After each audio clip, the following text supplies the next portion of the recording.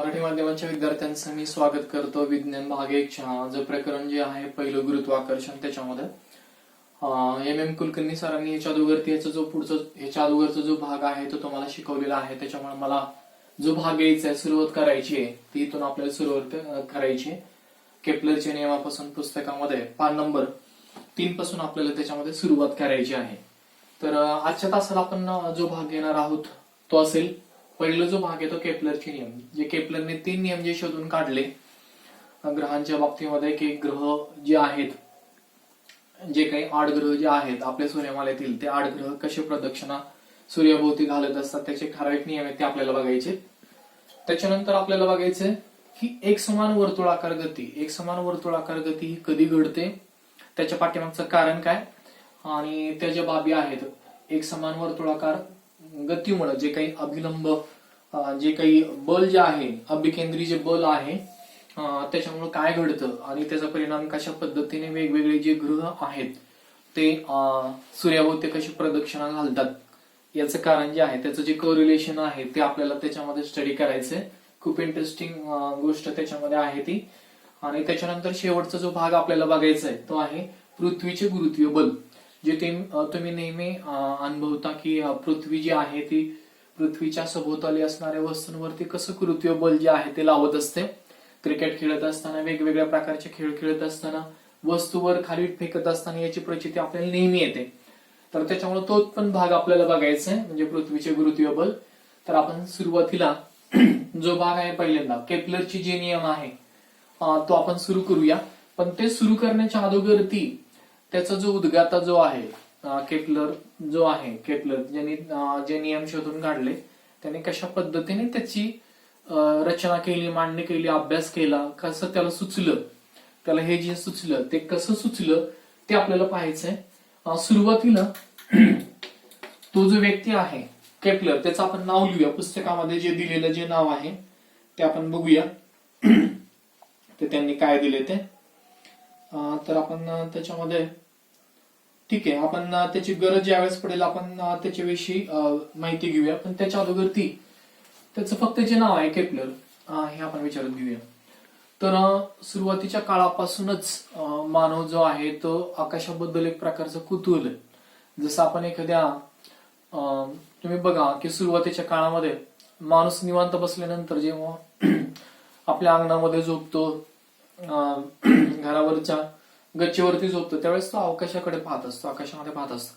आकाशामध्ये वेगवेगळे तारांगण जे आहे त्याचा कुतूहलाने अभ्यास करत असतो की आपण वेगवेगळ्या राशी पाहतो, वेगवेगळे जे घटक आहेत अवकाशातील ते आपण अभ्यासत असतो, वेगवेगळे ग्रह वगैरे आपण पाहतो.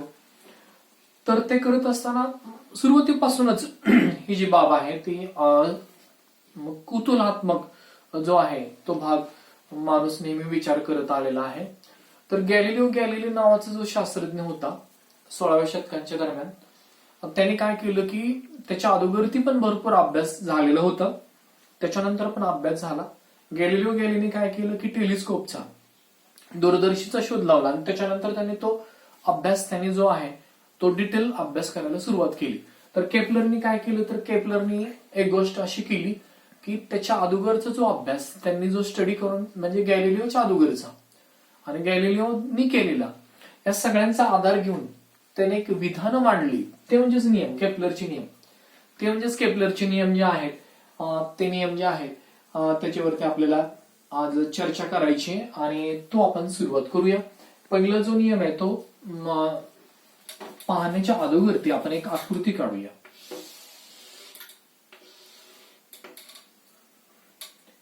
ही एक आकृती आहे आणि ह्या आकृतीमध्ये आपल्याला आता इथं आपल्याला काय पाहायला मिळतं तुम्हाला माहिती आहे, हे लंबवर्तुळ आहे आणि लंबवर्तुळामध्ये दोन एक बिंदू आहेत त्यांना आपण नाभी असं संबोधतो. त्याला फोकल पॉइंट आपण इंग्रजीमध्ये म्हणतो. 2 फोकी असतात, ह्या 2 वेगवेगळ्या फोकी म्हणजेच नाभी आहेत आणि असं लंबवर्तुळाकार असं एक क्षेत्र आहे त्या भागामध्ये ग्रह फिरत असतो. आता पहिला जो नियम आहे तो काय सांगतो, त्याच्यामध्ये पहिला जो नियम आहे त्याच्यामध्ये असा सांगतो की ग्रह हे सूर्याभोवती, आता जर समजा हा इथं आपण जर सूर्य संबोधलं, ह्या भागाला हा सूर्य इथं यस या ठिकाणी, याचा मी विचार करत नाहीये. आणि या स्थितीमध्ये आपल्याला या भागामध्ये हा जो बिंदू आहे, हा F2 जिथं होता तिथं सूर्य आपण जर त्याचं जे लोकेशन जे आहे, त्याचं जे स्थान आहे ते जर आपण तिथं नमूद केलं, तर हा जो ग्रह आहे हा पी म्हणू आपण इथं, हा पी प्लॅनेट ग्रह काय करतो, अशाच या मार्गाने मार्गक्रमण करतो, अशाच या मार्गाने मार्गक्रमण करतो. आणि त्या स्थितीमध्ये सूर्याचं जे स्थान आहे ते एका नाभीवरती असतं. दोन नाभी असतात. या वर्तुळाकार कक्ष जे आहे, हे जे लंबवर्तुळ आहे त्याला दोन नाभी असतात, त्यापैकी एका नाभीवरती सूर्य असतो. आणि ग्रह जो आहे तो अशा लंबवर्तुळाकार कक्षामध्ये फिरत असतो. तर त्याचं स्टेटमेंट त्यांनी दिलंय, ग्रहाची कक्षा ही लंबवर्तुळाकार असून सूर्य हा त्या कक्षेच्या एका मुख्य नाभीवरती असतो. सूर्य हा त्याच्या एका मुख्य नाभीवरती असतो. माझ्यामध्ये सगळ्यांच्या लक्षात आलं असेल, पहिला जो नियम आहे तो नियम, त्याचं जे स्थान आहे सूर्याचं स्थान आणि ग्रहांचं जे स्थान आहे, ग्रहांचं जे काही ग्रह जे काही फिरत असतात सूर्याभोवती विविक्त कक्षेमध्ये, त्याबद्दलची त्यांनी माहिती दिलेली आहे. त्याच्यानंतर जो दुसरा जो नियम आहे तो आपल्याला पाहायचा आहे. दुसरा माझ्यामध्ये आपण पुस्तकात त्याची आकृती दिलेली आहेच आहे. आपण थोडसा त्याच्यामध्ये बदल करूया. बदल म्हणजे थोडक्यामध्ये आपण काय करूया, तीच आकृती विस्तारित स्वरूपामध्ये लिहूया. हा प्लॅनेट, हा ग्रह, ही ए स्थिती आहे, ही बी स्थिती आहे, ही सी स्थिती आहे, ही डी स्थिती आहे, आणि ही जी आहे ती आपण ए स्थिती आहे. बरोबर आहे. माझ्यामध्ये सगळ्यांना तुमच्या लक्षात आलं असेल, सूर्य इथं आहे. बरोबर आहे. मूळ स्थितीमध्ये पृथ्वी ग्रह किंवा इतर ग्रह कुठलाही असू द्या, तो ए या ठिकाणाहून बी या ठिकाणी एका कालावधीमध्ये जाणार आहे. बरोबर आहे. तेवढ्याच कालावधीमध्ये तो जो ग्रह आहे तो सी पासून डी पर्यंत जाणार आहे. तर होतं काय माहितीये का, हा जो भाग आहे, हा जो काही तुकडा आहे, म्हणजे आपण थोडक्यामध्ये DSC किंवा CSD आणि ASB हे जे दोन तुकडे आहेत त्यांचं जे क्षेत्रफळ आहे ते समान आहे. आता कशामुळे समान आहे, काय आहे ते आपल्याला बघायचंय. ग्रह जे आहेत सुरुवातीला ग्रह, आता हा जो ग्रह आहे ए या ठिकाणाहून बी या ठिकाणी बी या ठिकाणी किंवा सी या ठिकाणाहून डी या ठिकाणी जाण्यासाठी लागणारा जो कालावधी आहे तो समान आहे. म्हणजेच त्यांनी जो काही नियम मांडलाय की ग्रहाची सूर्याशी जोडणारी रेषा ही समान कालावधीमध्ये, म्हणजे हे पण कालावधी समान आहे, हा पण कालावधी समान आहे, समान कालावधीमध्ये समान क्षेत्रफळ विस्थापित करते, व्यापन करते किंवा कव्हर करते. इंग्रजीमध्ये आपण कव्हर करते, व्यापन मराठीमध्ये आपली इथं शब्द दिलाय व्यापन करते. तर व्यापन करते असं त्यांनी दिलंय. म्हणजे थोडक्यात काय, हे जे क्षेत्रफळ आहे आणि हे जे क्षेत्रफळ आहे ते दोन्ही सारखंच आहे समान कालावधीमध्ये. समान कालावधी आपण एक थोडंसं टेंटेटिव्हली आपण घेऊया एकक ह्याच्यामध्ये, की एका दिवसामध्ये हा ग्रह जो काही ग्रह आपण विचारात घेतला तो ए ठिकाणाहून बी या ठिकाणी जातो.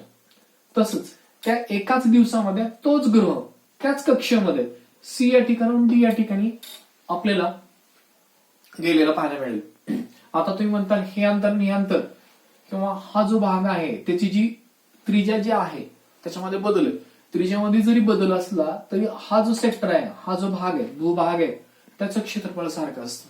तर हा जो नियम आहे तो इथं त्याच्यामध्ये दुसरा जो केपलरचा जो नियम आहे तो त्याच्यामध्ये सांगितलेला आहे की जो ग्रह फिरणार आहे तो ग्रह आणि सूर्य यांना जोडणारी जी सरळ रेषा आहे ती समान कालावधीमध्ये समान क्षेत्रफळ व्यापन करते. हा दुसरा नियम झाला.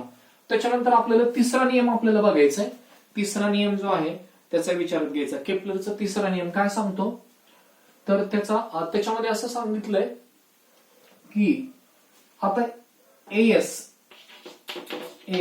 ही त्रिज्या आहे, बरोबर, त्यालाच आर संबोधणार आहोत. आणि त्याचबरोबर तो जो ग्रह आपण विचारात घेतलेला आहे तो असाच एक चक्र पूर्ण करून एक पूर्ण सर्कलच म्हणूया, म्हणजे पूर्ण एक चक्कर मारणार आहे, एक राऊंड पूर्ण करणार आहे. आणि त्याच्यासाठी लागणारा जो कालावधी आहे तो टी आहे. त्याला आपण संबोधणार आहोत आवर्तन काल.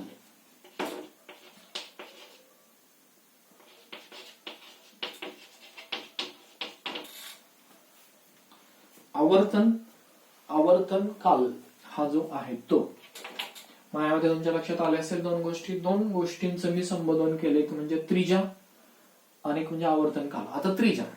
आता त्रिज्याचा जर विचार केला तर इथं आपल्याला त्रिज्या इथं काय सारखी आहे का? इथं त्रिज्या कमी आहे, इथं त्याच्यापेक्षा जास्त, इथं वाढत इथं जास्त, इथं कमी, इथं वाढत जाणार, इथं सगळ्यात जास्त होणार, इथं परत कमी होत जाणार आहे. तर त्रिज्या म्हणजे विचारात कशी घेतली त्यांनी, तर ह्या सगळी जे अंतर आहेत त्या प्रत्येक बिंदूंचं जे अंतर आहे सूर्यापासूनचं, वर्तुळावरील बिंदू आणि केंद्र किंवा हा जो सूर्य आपण विचारात घेतो त्यांना जोडणारे जो काही रेषाखंड असतो आपण त्याला त्रिज्या संबोधतो किंवा म्हणतो भूमितीमध्ये.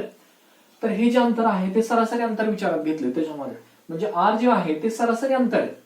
हे एएस आपण एक नॉमिनल घेतले, पण ऍक्च्युली हे जे अंतर आहे हे सगळं इथं जे संबोधणार आहोत ते सरासरी अंतर असणार आहे, सरासरी त्रिज्या असणार आहे. आणि टी जो असणार आहे तो आवर्तन काल, एक रपेट, एक पूर्ण राऊंड मारण्यासाठी लागणारा जो कालावधी आहे तो इथे विचारात घेतला आहे. आणि त्याच पद्धतीने त्यांनी संक्षिप्त मध्ये तो जो नियम जो मांडला आहे तो असा आहे.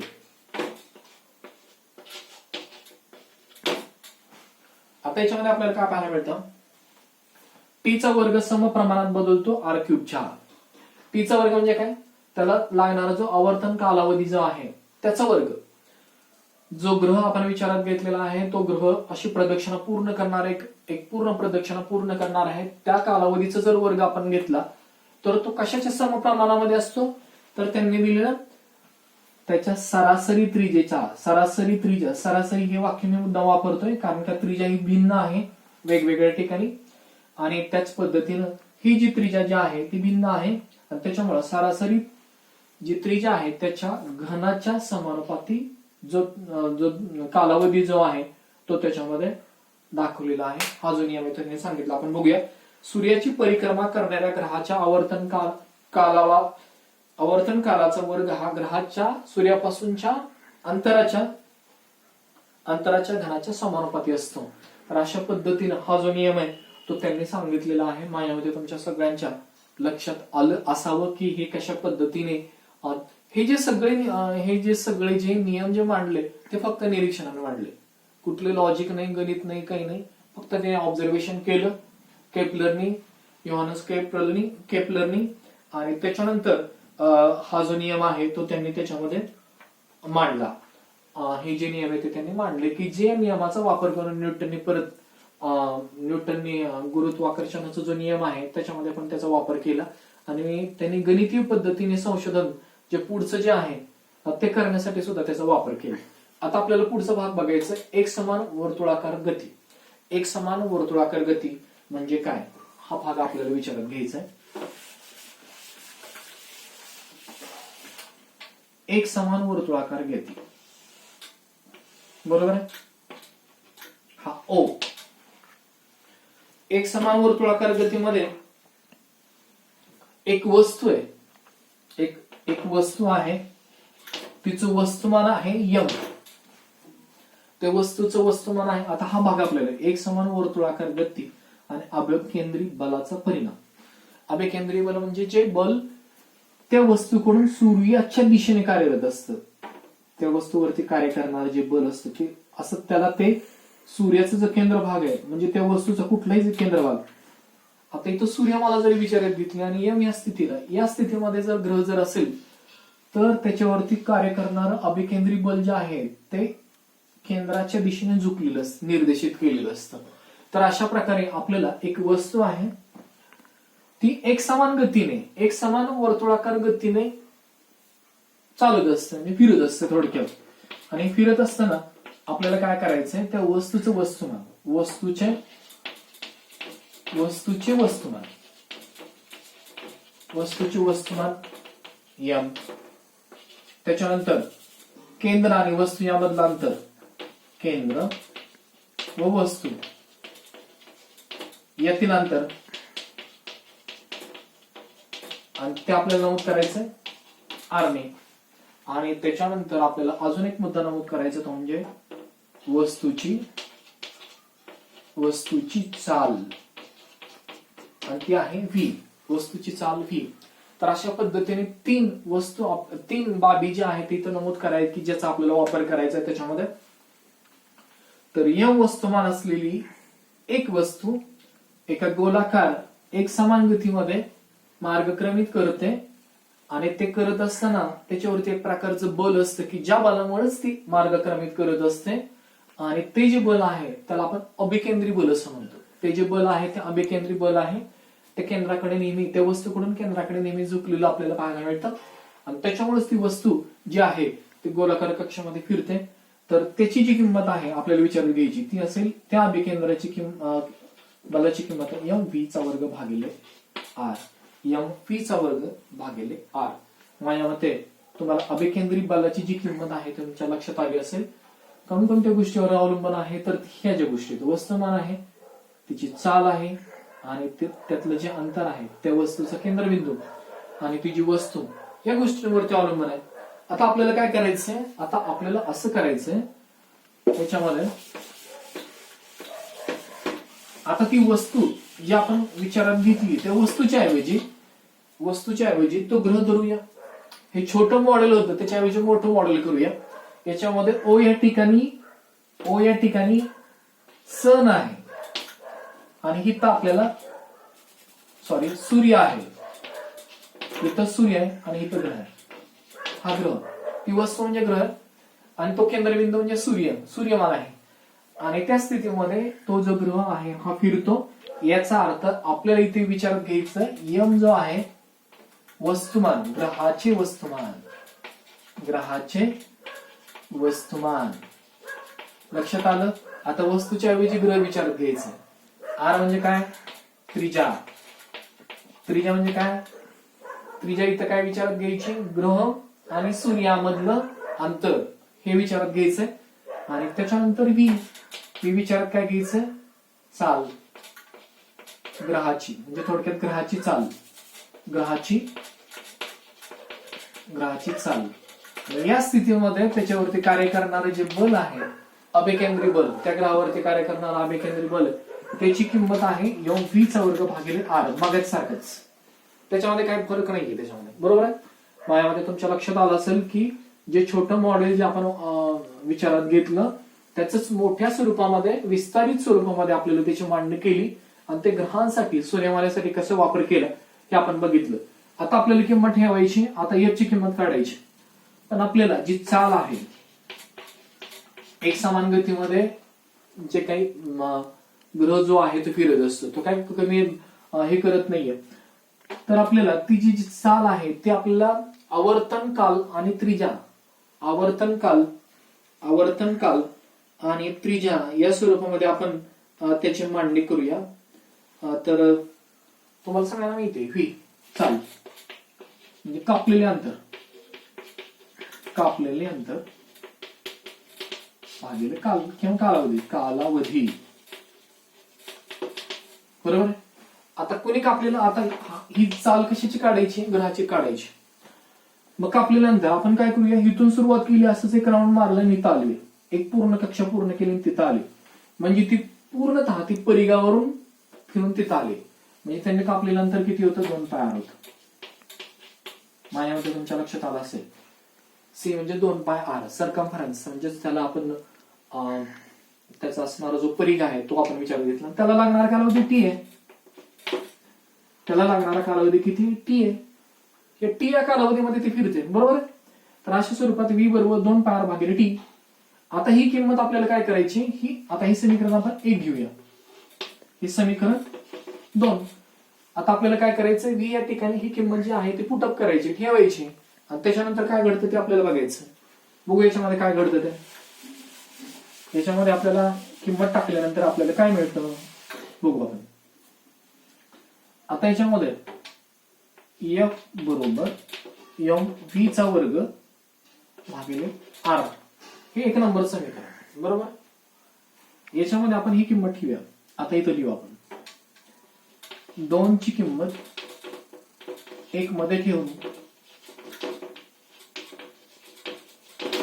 एफ बरोबर एम.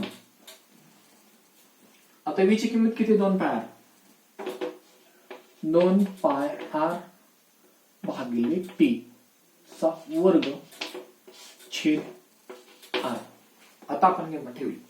आता आपलं पुढचं जे गणना आहे, कॅल्क्युलेशन जे आहे ते आपल्याला करायचं. सुरुवातीला आपण घेऊ एफ बरोबर एम 4 पायचा वर्ग आर चा वर्ग टी चा वर्ग छेद आर बरोबर आहे. हे पूर्ण ह्याला पूर्ण हा जो आहे हा त्याचा छेद आहे.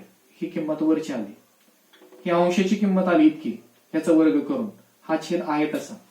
आता ह्याच्यामध्ये काय करायचं आपल्याला, आता ह्याच्यामध्ये आपल्याला काय करायचंय, तर तो जो आर आहे एफ बरोबर भागिले म्हणजे उलटून गुणिले 22 भागिले म्हणजे उलटून गुणिले, म्हणजेच 4 पायचा वर्ग आर चा वर्ग टी चा वर्ग गुणिले 1 आर. इथले आर हा गेले, म्हणजेच 4 एम पायचा वर्ग आर छेद टी चा वर्ग बरोबर आहे, छेद टी चा वर्ग. आणि त्याच्यानंतर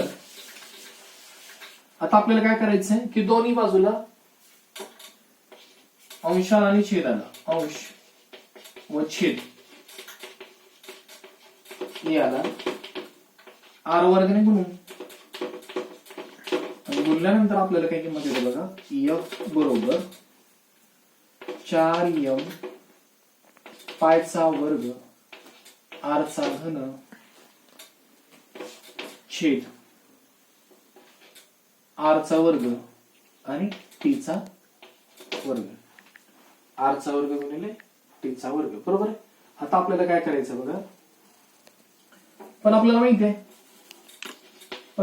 आहे टी चा वर्ग छेद आर चा घन बरोबर स्थिरांक आहे तो के आहे बरोबर आहे.